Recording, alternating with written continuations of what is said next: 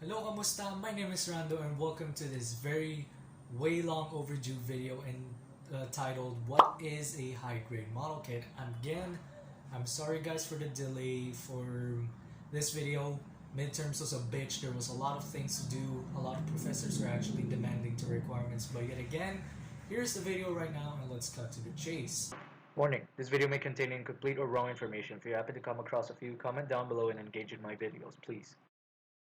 So some of you may be wondering or confused to what the hell is a high grade model kit? Can I just not pick the model kit on the shelf and build it when I get home? Well, you can, but please stay and listen and let me familiarize you about the line of high grade model kits. Now, there is already a lot of high grade model kits that are being produced up to date. You know, there's been 1/144th scale, the common one, 1/124th or 127. We have 172, 160, so on and so forth, and even the no grade ones. But let's talk about the Gundam model kits here, which are 1/144th scale in common size.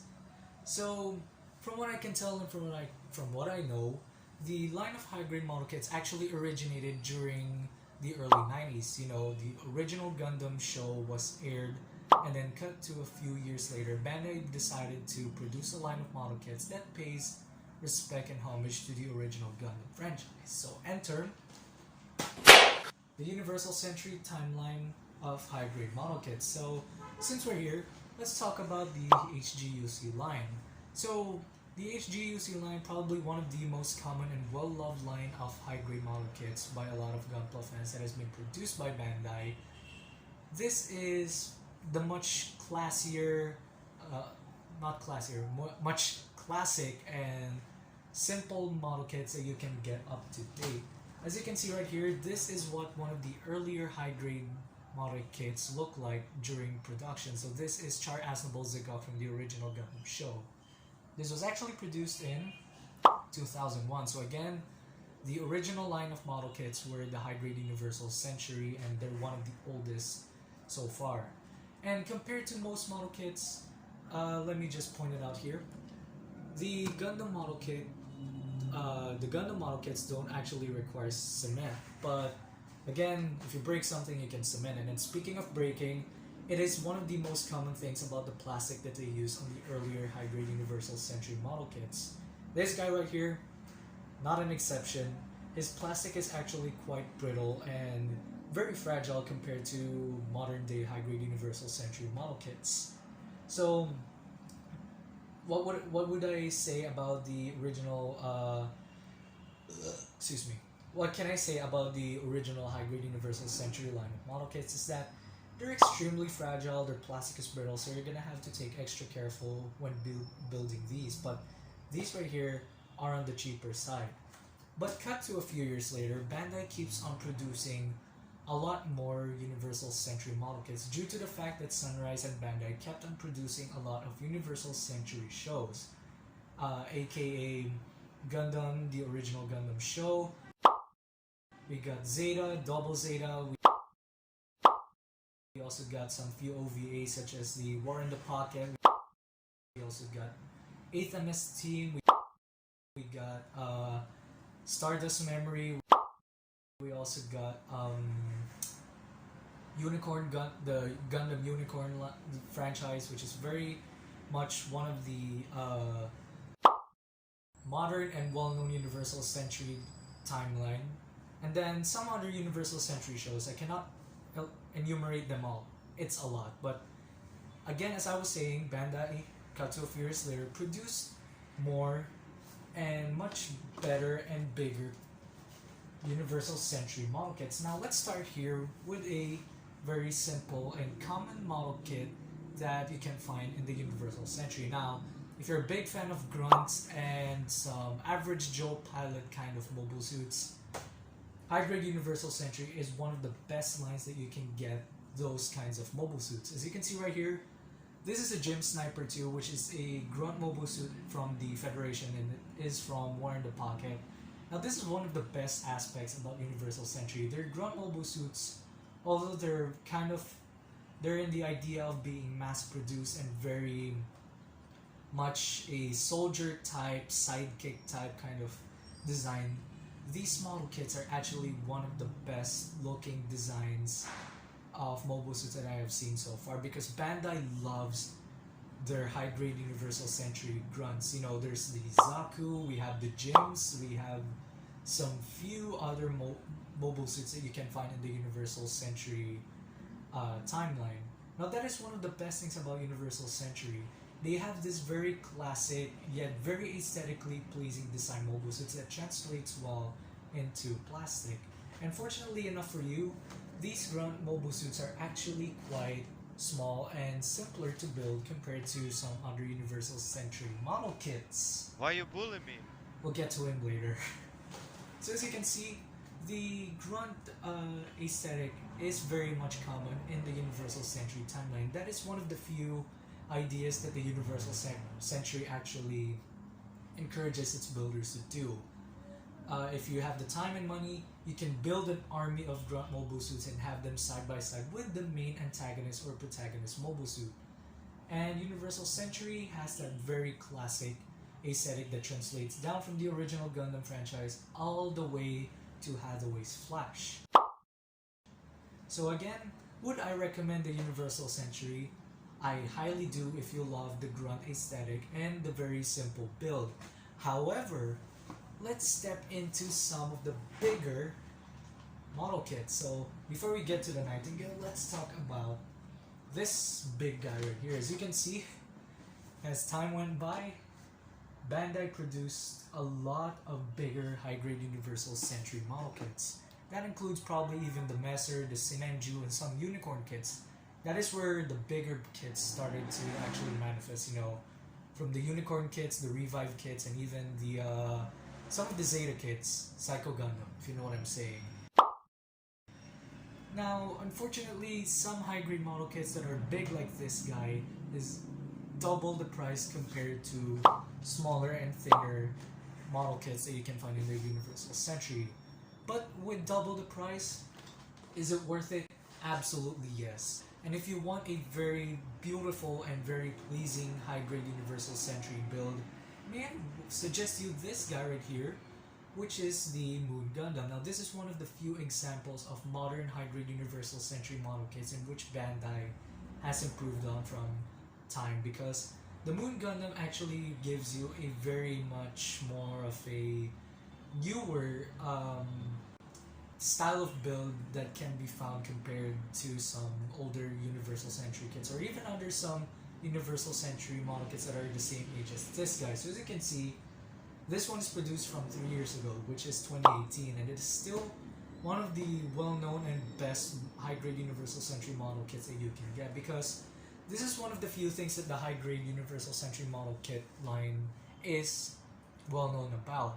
Besides the grunt aesthetic and the simpler, faster build, they welcome the very obnoxious and impressive size ratio, because as you can see right here, this is almost the size of a 1/100 scale box, or Master Grade or Reborn 1/100 for that matter. But this is still 1/44 scale, meaning that it is the same size as your other 1/144 scale Gundam model kits. I'm sorry for the noise. So this is Nightingale. This was produced in 2021, which is this year. So this is a brand new Universal Century model kit. So some of you may be wondering, I thought Universal Century was quite old. Why aren't they not stopping building these model kits? Because the Universal Century model kit line of model kits, that is one of the perks about the Universal Century timeline. You get to choose a lot of model kits from various franchises, and the size varies. You know, the Universal Century is common for the Dendrobium. I'm not sure if I'm saying that right. And we also have the Psycho Zaku, the Psycho Gundam. We also have the Iron-Blooded Orphan. Oh no, let's not get into that.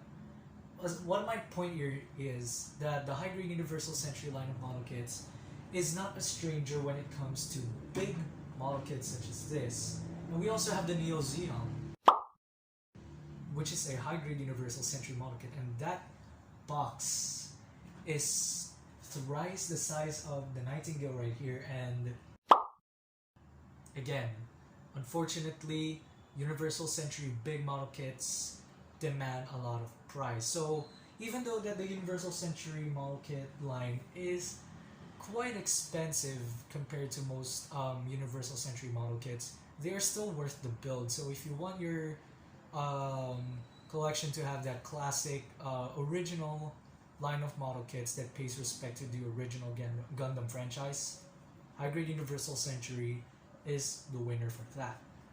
Now, if you're not into the Universal Century looks, you know, the classic one, even though they have the revive, which is basically the kind of like the revived versions of the original Gundam line, enter the Origin line of model kits. Now, it says high grade Gundam the Origin, but from what I can tell and from what I can know, this line of model kit is a subpart to the high grade Universal Century. So, just like probably Gundam Thunderbolt, this is under the Universal Century category. And what is so unique about their Origin kits? Aren't they the same with the Universal Century model kits? Now, these model kits right here, even though they still have that classic Universal Century aesthetic right there, as you can see, there is the Granddaddy Gundam.